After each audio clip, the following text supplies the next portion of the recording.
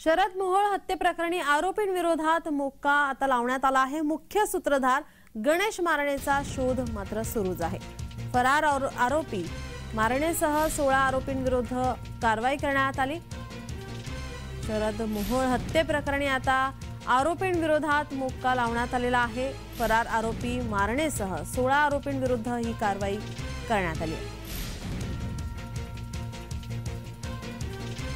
शरद मोहोळ यांची हत्या करण्यात आली होती। मुख्य सूत्रधार गणेश मारणेचा शोध सध्या सुरूच आहे।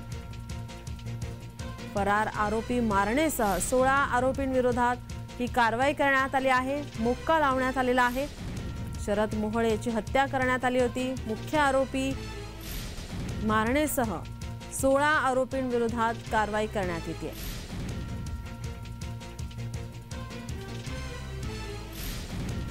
अजूनही आरोपी फरार आहेत, त्यांच्या विरोधात आता ही कारवाई करण्यात आलेली पाहायला मिळते।